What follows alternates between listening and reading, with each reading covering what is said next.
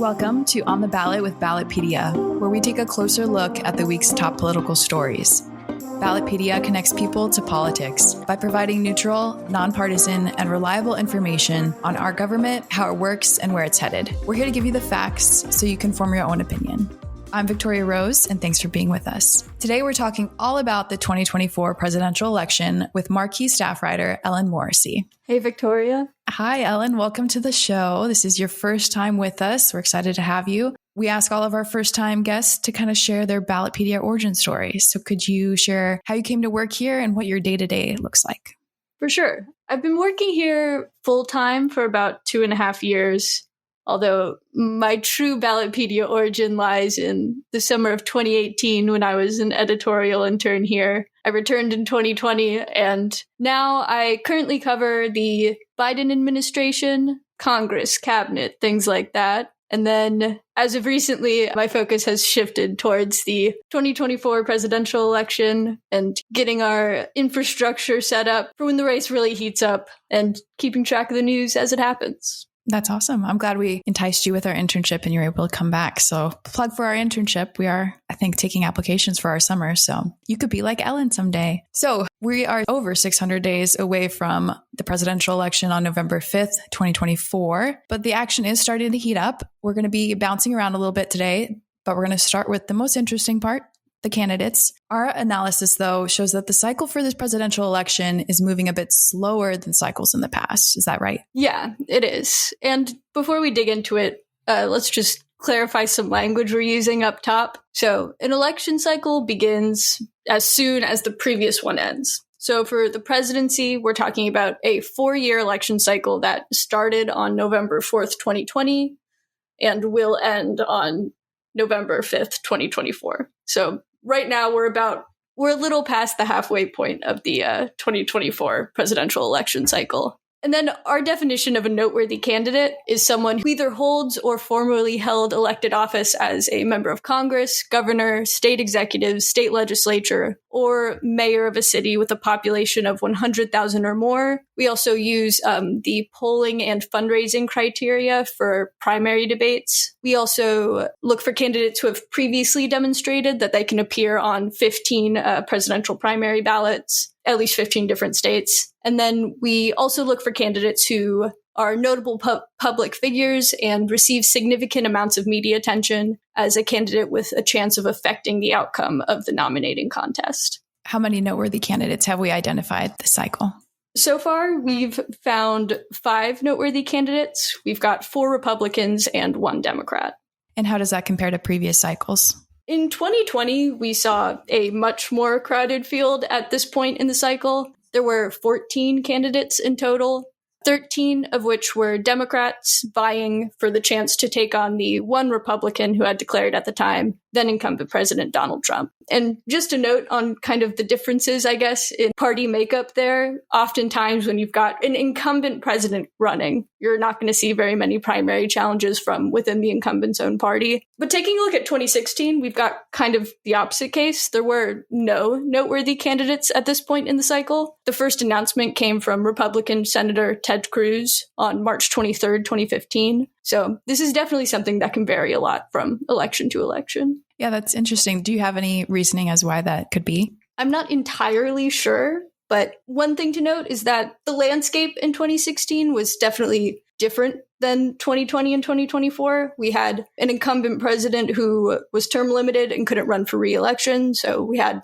open races on both the Democratic and Republican side of the aisle. And as far as the very crowded field in 2020, I do wonder whether it might have something to do with having a couple of really early announcements in the cycle. The first announcement for the 2020 cycle came on January 20th, 2017. Trump filed his FEC paperwork to run for re-election the same day he was inaugurated. And then we also saw 2 Democratic candidates file in 2017 as well. So it may have been a couple people have declared the floodgates are open, off to the races kind of situation there. Yeah, that makes sense. Turning our attention back to 2024, it seems likely President Joe Biden is probably going to announce his re-election campaign sometime in the near future. He told ABC's David Muir this past weekend that it's, quote, his intention to run, but there's been no official announcement yet, and there is a chance that he'll decline to run and leave the door open for another member of his party to follow in his footsteps. One Democrat, the best-selling author and 2020 presidential candidate Marianne Williamson, announced her second attempt at the presidency earlier this week on the 27th of February. On the Republican side, let's start with the candidate we mentioned earlier, the 45th president of the United States,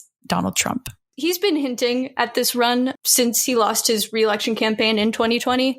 He officially entered the race on November 15th, 2023, so about a week or so after the midterms. Trump's a bit more of a known quantity this time around than especially he was in 2016. This is his third campaign for the presidency, so we've seen him do this before. And in some ways, we're seeing him campaign in a way that is a bit more similar to how a traditional campaign would run, in that he's highlighting his past record as an office holder and the achievements under his administration. But he's still also definitely taking a unique approach to his campaign. For instance, he hasn't made an official campaign stop in Iowa yet, which is usually one of the first things on a list for a new presidential campaign to do. But he recently campaigned in East Palestine, Ohio, the site of the train derailment with the hazardous materials, which is a place where no other presidential hopefuls at this point have campaigned. So definitely a mix of, some things that we might recognize in other campaigns, but still definitely a unique approach as well.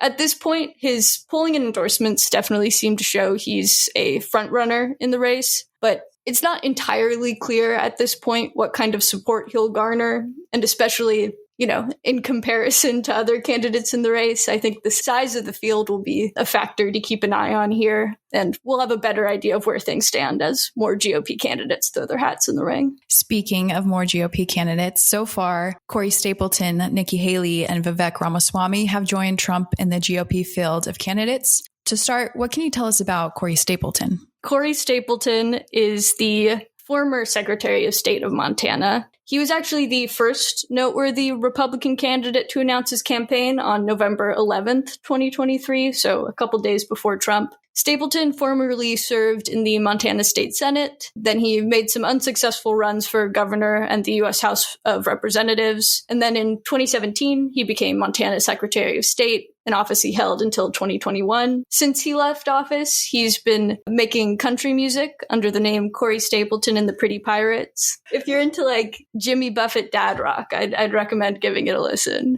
Nice. Something to note with Stapleton, though, is he hasn't been particularly active on the campaign trail, so I wouldn't necessarily put him at the head of the pack at this point, but a lot can change between now and the primaries, so we'll see. For sure. After Donald Trump, Nikki Haley was the next candidate to announce her campaign. Can you share with our listeners a little bit about her background? So Nikki Haley is the former governor of South Carolina, and she also served as the U.S. ambassador to the United Nations for a couple of years under the Trump administration. In her campaign announcement, she called for a new generation of Republican leadership, and kind of running with that theme, announced a policy proposal that would require mental competency tests for politicians over the age of 75. Both Trump and Biden would fall into that cohort, so definitely trying to draw some contrasts there. As far as different generations of leadership. And then finally, Vivek Ramaswamy announced his campaign on February 21st. What is his background? Vivek Ramaswamy is an entrepreneur and so far the only noteworthy Republican candidate who hasn't previously held elected office. He's worked in venture capital, started a biopharmaceutical company, wrote a best-selling book, Woke Inc., that criticizes, quote, woke initiatives in the workplace. And he currently serves as the co-founder and executive chairman at Strive Assessment Management. In his campaign platform, he's placed an emphasis on reducing the size and influence of the administrative state, supporting freedom of speech, and, quote, embracing merit over identity politics. My next question is very speculative, but who else might run on the Republican side? I've seen quite a bit of reporting about a few possible candidates making moves behind the scenes to set themselves up for a 2024 presidential run. Names that come to mind include Florida Governor Ron DeSantis, for sure, South Carolina Senator Tim Scott, We've got New Hampshire Governor Chris Sununu, former Maryland Governor Larry Hogan, former Vice President Mike Pence, and former CIA Director Mike Pompeo as well. And when might we see these candidates announce their campaigns? Will it be something that happens over the next few weeks, or are we looking at a couple of months, or maybe even like till the end of the year? As far as upcoming announcements go, they could arrive pretty much any day now, though I haven't seen any reporting recently on any solid announcement dates. Taking a look at past cycles, by June of 2019, we had 87% of the noteworthy candidates declared for the 2020 cycle. And for the 2016 cycle, 77% of candidates had declared by 2015. So I think it's probably safe to say we'll have a more solid idea of the Republican primary field this summer, especially before primary debates begin in August. That's a good segue into our next topic, which is important dates in the 2024 presidential race. Are there any dates in the short term we should keep our eye on? Well, as I mentioned, the Republican National Committee just last week voted to hold their first primary debate in Milwaukee, Wisconsin, sometime in August 2023. The committee is still in the process of pinning down subsequent debate dates and the requirements candidates need to meet to qualify for debate participation. But the Associated Press reported that the committee was planning for between 10 to 12 debates. And then as far as qualification requirements go, they're considering adding a threshold in regards to the number of donors a candidate has received donations from. This was a new requirement, I believe, that was introduced for the Democratic primary debates last cycle. Then they're also considering a 2 to 3% polling threshold and a pledge from candidates that they will support the party's eventual nominee. Most of the other dates on the calendar this year have to do with campaign finance, as candidates receive contributions from donors and spend those contributions, gearing their campaigns up for the long and expensive haul towards the 2024 primaries. This year, candidates will be filing quarterly campaign finance reports on April 15th, July 15th, and October 15th. Then once we flip the page on the calendar and hit 2024, the presidential election year, candidates will start filing campaign finance reports on a monthly basis. There have been some pretty noteworthy changes to the Democratic primary calendar that are still pending. On the GOP side, the RNC approved its presidential primary calendar in April 2022, reestablishing the early lineup of Iowa, New Hampshire, South Carolina, and Nevada in that order that we're all familiar with. But what's the story with the DNC? Where do those changes stand? Well, the DNC approved a new set of early presidential primary states about a month ago on February 4th. But there are quite a few uncertainties that still remain about the final schedule, since the DNC isn't the ultimate authority on choosing presidential primary dates. The people who make those final decisions, it's usually some combination of state political parties, state law, and state election regulators. So the DNC plan is for South Carolina to be the first primary state on February 3rd, 2024, followed by New Hampshire and Nevada on the same day, February 6th, then Georgia on February 13th, and rounding out the slate would be Michigan on February 27th. Whereas in 2020, the early primary states were Iowa on February 3rd, New Hampshire on February 11th, Nevada on February 22nd, and South Carolina on February 29th. So a net loss of Iowa, net gain of Georgia and New Hampshire, and then some reshuffling of the states that were able to stick it out from the 2020 to 2024 plans. That's really interesting. You mentioned that neither the RNC nor the DNC directly control whether or not those changes happen. So how are the states looking at / preparing or opposing these potential changes? To start, like with Iowa, which could potentially lose its preeminent position, how are they taking that news? Well, we've definitely seen some Iowa's representatives at the DNC when they took the vote on the new primary calendar were among the only to vote against it, in part because Iowa has a law on the books requiring that their presidential nominating caucuses be held at least 8 days before any other state's primary. However, it's important to note with this that the law doesn't outline consequences for violation. So we've seen in previous cycles, Iowa's caucuses take place fewer than 8 days before the next primary. And nothing really seemed to happen. So it's kind of unclear what that state law really means as far as consequences go. But we've also seen that the state Democratic Party officials have expressed some opposition to this calendar change, and the state parties are the ones who select their caucus states. So once again, we'll see how it shakes out. Really unsure. What about South Carolina, the proposed frontrunner for the Democratic primaries? So South Carolina, the state government runs and funds the primaries, but the state parties get to select their primary dates. So this means that the Democratic Party doesn't need approval from the Republican trifecta government to change their primary date. And it also means that the Democratic and Republican parties can hold primaries on different days and not mess in order to be in line with both the DNC rules and the RNC rules. And then after South Carolina would be New Hampshire. How is that state responding to the change? New Hampshire's kind of a similar case to Iowa. We've seen both party officials and government officials oppose the change to the Democratic primary lineup. New Hampshire Secretary of State David Scanlon, a Republican, cited a state law in New Hampshire that requires the state to hold the first presidential primary in the country, excluding caucuses, so they can come after Iowa, but not after anyone else. If this were to happen, this is probably something that's good to mention. If New Hampshire holds its primary first in violation of DNC rules, the DNC would then reduce the number of delegates it has at the national convention, effectively reducing its influence over the presidential nominating process. And the same kind of rule applies to all of these states. So if they violate their national party's rules, then their influence at the national convention is reduced. So there is some incentive to try to align themselves with this plan to maintain their influence. How about over in Nevada? Nevada actually passed a bill in 2021, which changed its nominating process from a caucus to a primary. And the bill would also require the primary to take place on the first Tuesday in February, which brings it in line with the DNC's proposed calendar. Depending on when Iowa and New Hampshire schedule their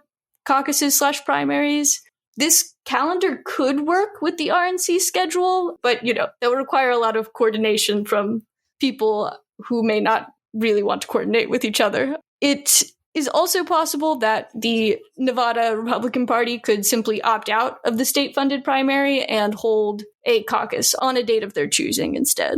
Then Georgia would come next. Secretary of State Brad Raffensperger, a Republican who sets primary dates in the state, has said pretty outright that he doesn't plan on changing Georgia's primary date to comply with the DNC calendar.